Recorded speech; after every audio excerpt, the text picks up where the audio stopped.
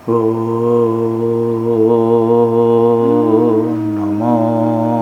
भगवते वासुदेवाय।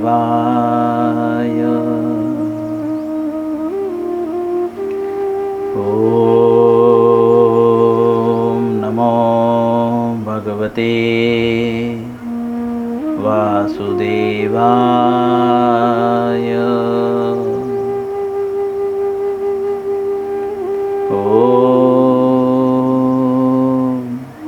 नमो भगवते वासुदेवाय।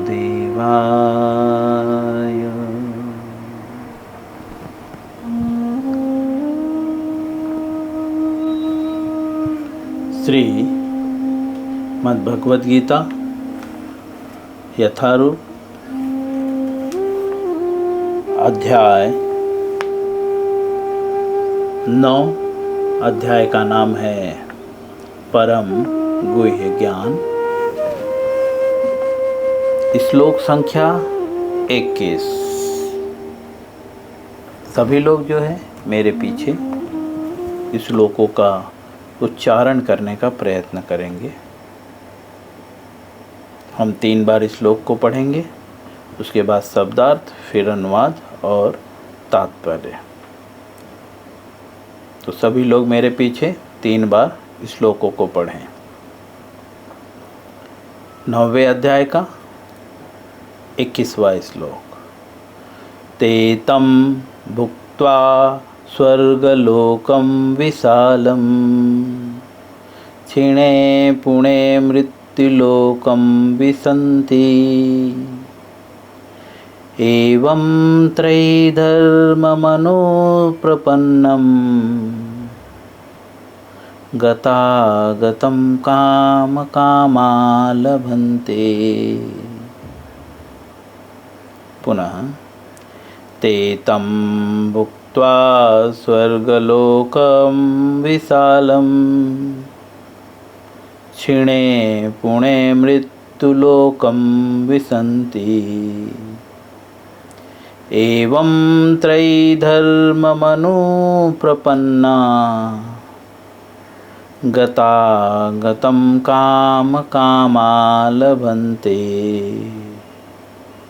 पुनः ते तं भुक्त्वा स्वर्गलोकं विशालं क्षीणे पुणे मृत्युलोकं विशन्ति।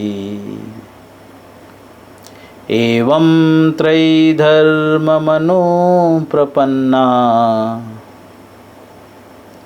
गतागतं कामकामा लभन्ते। शब्दार्थ, अनुवाद और तात्पर्य श्रील प्रभुपाद जी के द्वारा। शब्दार्थ।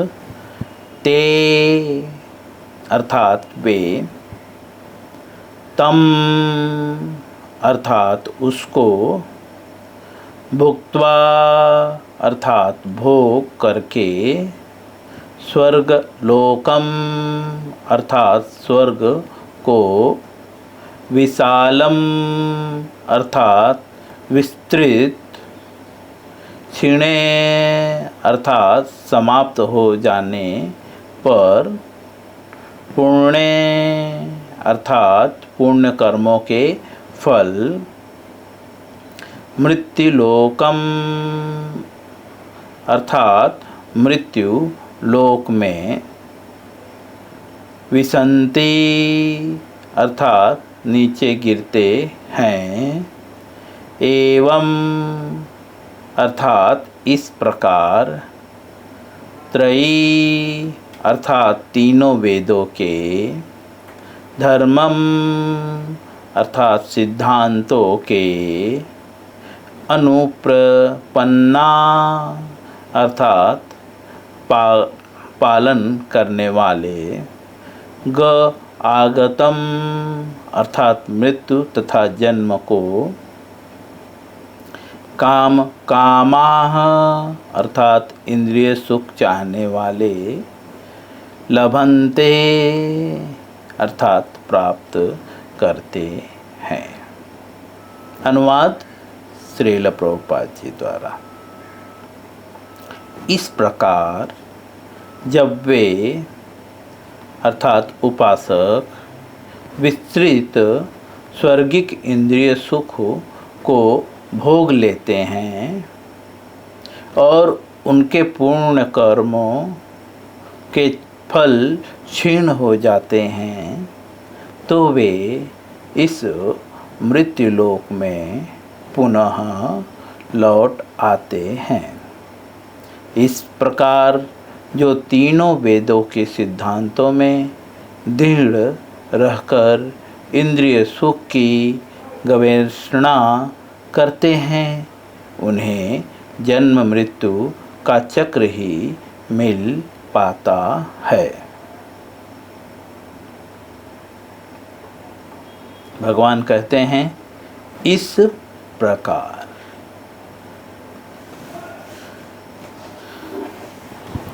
इस प्रकार का संबोधन पिछले श्लोकों से हो रहा है, जैसा कि इस प्रकार अर्थात जो इसके पूर्व बताया जा चुका है। पिछले श्लोक में बताते हैं त्रिविधा माम सोम पापाह पूत पापा यज्ञेरिष्ठा स्वर्ग गतिम प्रार्थयन्ते ते पुण्यम मासाध्य सुरेंद्र लोकम मनिष्यन्ति दिवी देवभोगान्।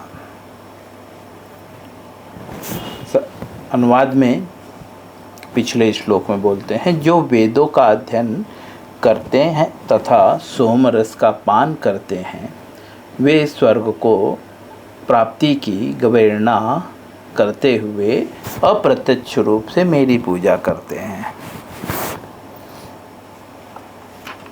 तो यहाँ पे जो इस प्रकार बता रहे हैं, इस प्रकार जब वे कौन उपासक जो उपासना करते हैं, किस प्रकार जो उपासना करते हैं, जो तीनों वेदों का अध्ययन करते हैं, सोमरस का पान करते हैं और स्वर्ग की ओर गवेषणा आगे बढ़ते हैं, वे लोग हैं कौन जो स्वर्ग की ओर बढ़ते हैं। तो आगे लिखते हैं वे पाप कर्मों से शुद्ध होकर, अर्थात जो लोग पाप कर्मों से शुद्ध होकर जो है वेदों का अध्ययन करके सोम रस का पान करते हैं, वे लोग जो है देवताओं के धाम में जन्म लेते हैं।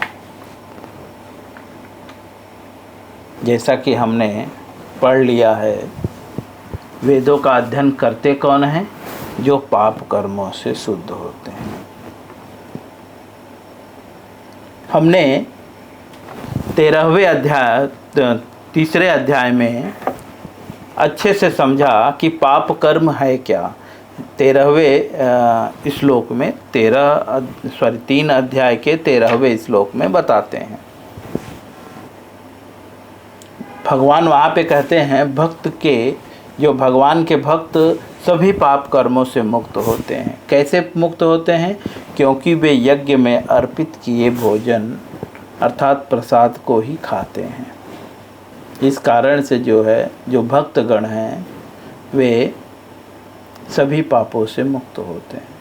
अब इसका ठीक उल्टा जो भक्त नहीं हैं, समझे, वे यज्ञ में अर्पित भोजन को नहीं खाते, इस वजह से जो है वे पाप कर्मों से मुक्त नहीं होते। दूसरे शब्दों में जो यज्ञ में अर्पित किए बिना कोई ग्रहण करता है वह पाप है। और यहाँ पे बताते हैं, हम जो अध्याय पढ़ रहे हैं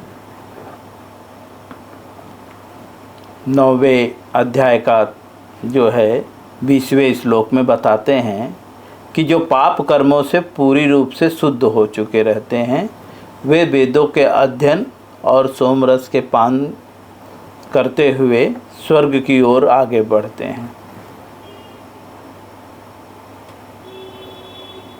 और पाप कर्म क्या है? तो यहाँ पे बताते हैं इनडायरेक्टली जो है 3 अध्याय के 13वें श्लोक में बता रहे हैं कि जो यज्ञ के रूप में भगवान को अर्पित नहीं होता, जो यज्ञ में अर्पित भोजन नहीं होता, ऐसे भोजन पाप होते हैं।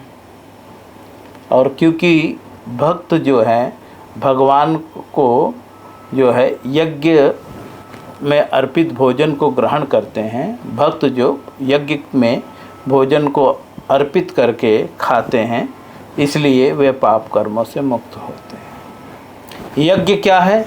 तो उसके पूर्व ही तीसरे ही अध्याय में 9वें श्लोक के तात्पर्य में श्रील प्रभुपाद जी लिखते हैं, यज्ञ का अर्थ भगवान विष्णु है। दूसरे शब्द में भगवान विष्णु की प्रसन्नता या भगवान विष्णु को अर्पित किया हुआ भोजन जो है पाप मुक्त होता है, या जो भी कुछ भगवान विष्णु को अर्पित किया होता है वह पाप मुक्त होता है।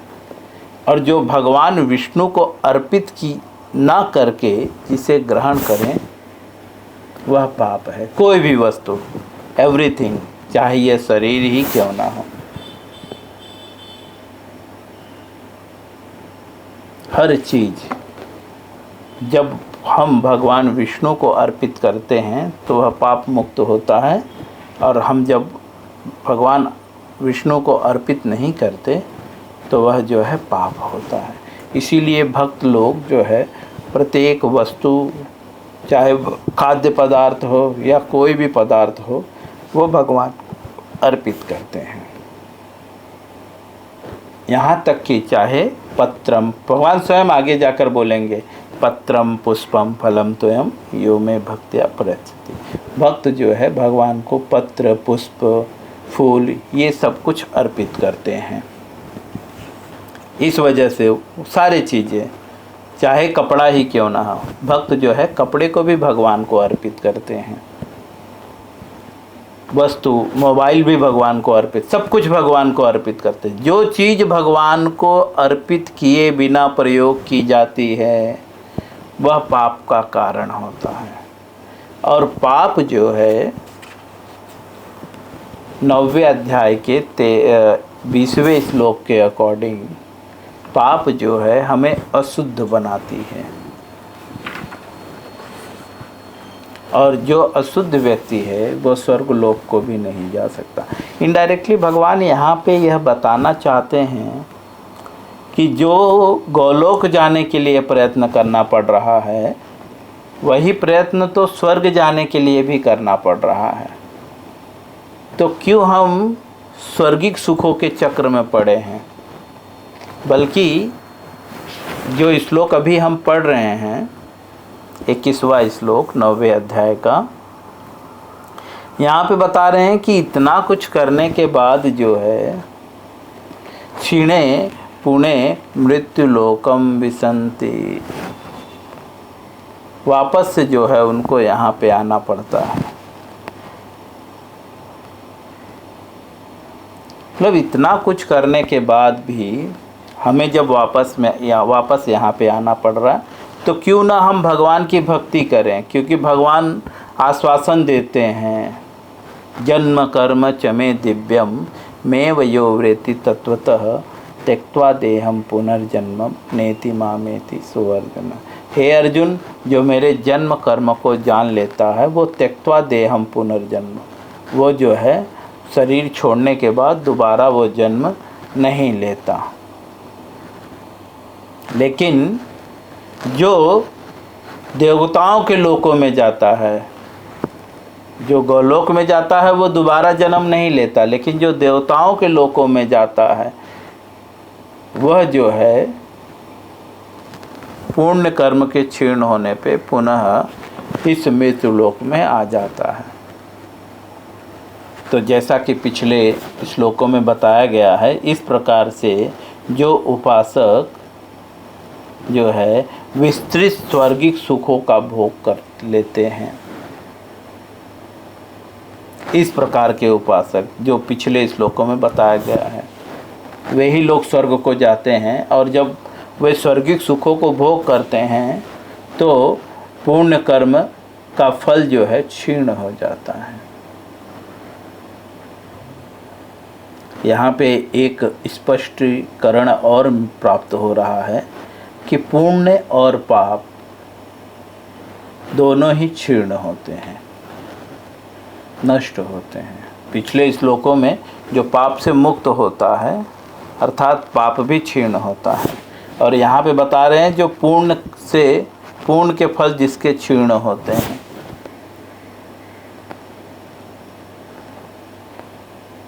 वे इस मृत्यु लोक में पुनः लौट आते हैं।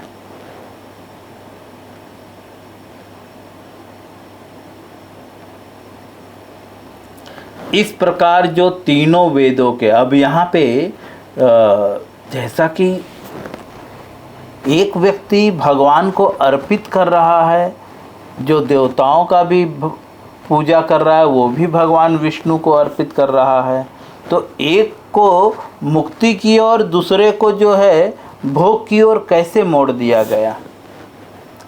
एक के कर्म फल को जो है पुण्य कह रहे हैं और दूसरे के कर्म फल को मुक्ति कह रहे हैं, ये कैसे पॉसिबल है। तो आगे बताते हैं कि पुण्य कर्म कैसे क्रिएट होता है। कार्य तो एक ही हुआ, तो पुण्य कर्म कैसे प्राप्त हुआ। तो बोलते हैं इस प्रकार जो है, जो तीनों वेदों के सिद्धांतों में दृढ़ रहकर, किस प्रकार से, जो इसके पूर्व के श्लोक में बता चुके हैं, भगवान को अर्पित करके भोजन ग्रहण करे, ठीक है, और जो तीनों वेदों का अध्ययन करे और स्वर्ग की ओर बढ़े, पाप कर्मों से मुक्त हो।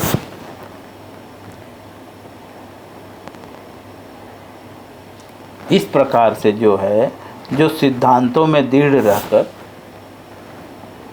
जो है इंद्रिय सुख की गणना करता है। पुण्य कब, ये वही कार्य पुण्य के रूप में कब परिवर्तित हो जाता है, जब वह इंद्रिय सुख की गणना करता है, अर्थात इंद्रिय सुख के लिए जाता है। लेकिन जो भक्त होते हैं वो इंद्रिय सुख के लिए नहीं जाते, इसके लिए उन्हें मुक्ति का मार्ग प्राप्त होता है। क्योंकि भक्त और देवता के भक्त दोनों जो है भगवान विष्णु को अर्पित करके ही खाने का सिद्धांत है, तभी पापों से मुक्त होंगे। लेकिन एक मुक्ति की ओर जा रहा है और एक जो है स्वर्गिक सुखों की ओर जा रहा है। क्यों? क्योंकि जो देवता के भक्त होते हैं वे इंद्रिय सुख की गणना करते हैं, अर्थात इंद्रिय भोग के लिए कार्य करते हैं। दूसरे शब्दों में जो इंद्रिय तृप्ति के लिए कार्य करते हैं उनको जो है, चाहे वे सारे सिद्धांतों का पालन करते हो, पूजा करते हो, पाठ करते हो, यहाँ पे इनडायरेक्टली यह भी संबोधित किया जा रहा है जो स्वयं को भक्त बताते हैं और भगवान की भक्ति करते हुए भोग की इच्छा रखते हैं, चाहे वो धनम जनम सुंदरीम कविताम व जगदीश कामय, इन सारे भोगों की जो इच्छा करते हैं वे जो है गौलोक नहीं जा सकते। क्योंकि जो कृष्ण भक्त होते हैं वो किसी भी प्रकार की इच्छा नहीं करते।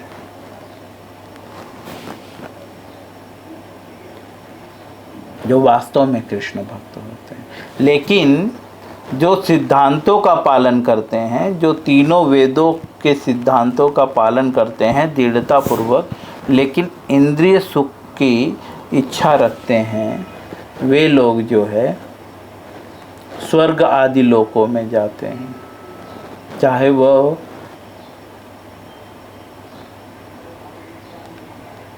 कुछ भी करते हों। और वे जब स्वर्ग से उनका पुण्य क्षय हो जाता है तो वो स्वर्ग से नीचे गिरते हैं। कहाँ गिरते हैं? इस मृत्यु लोक में। और ये मृत्यु लोक कैसा है? बोलते हैं उन्हें जन्म और मृत्यु के चक्र ही मिल पाता है, जो देवताओं के उपासक होते हैं। एक शब्द में श्रील प्रभुपाद जी यहाँ पे यह भी समझाना चाहते हैं, भगवान यहाँ पे यह भी कहना चाहते हैं कि जो भक्त हैं उन्हें इंद्रिय सुख की इच्छा नहीं करनी चाहिए।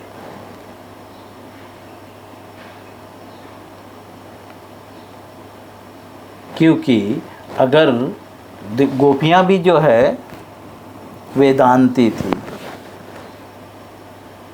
देवताओं को भी वेदांती बनना पड़ता है। अगर हम उच्च लोकों में जाना चाहते हैं तो उच्च लोकों में चाहे गौलोक को जाना चाहें चाहे स्वर्ग लोक को जाना चाहे, आपको कुछ चीज़ें कंडीशनली पालन करनी ही पड़ेगी, जिसमें 2 चीज़ें हैं। आपको वेदांती होना होगा,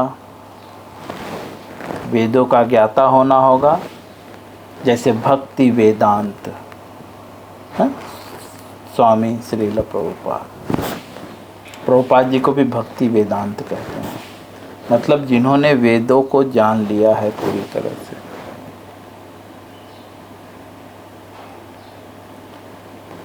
यहाँ पे जो अभी हम पढ़ रहे हैं इसके अकॉर्डिंग ऐसा प्रतीत हो रहा है कि चाहे आप देवलोक को जाना चाहे उच्च लोकों को चाहे गौलोक को, 2 कंडीशन कंपलसरी है।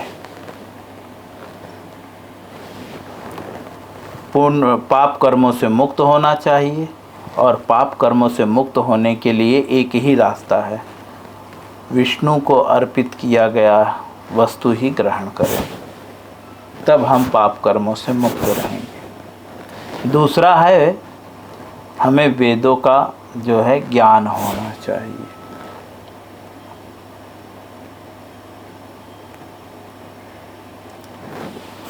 दोनों, चाहे भक्त हों या देवता के भक्त हों, दोनों में अंतर इतना है कि दोनों भगवान को अर्पित किया हुआ भोजन ही ग्रहण करते हैं और शास्त्रों का अध्ययन भी करते हैं।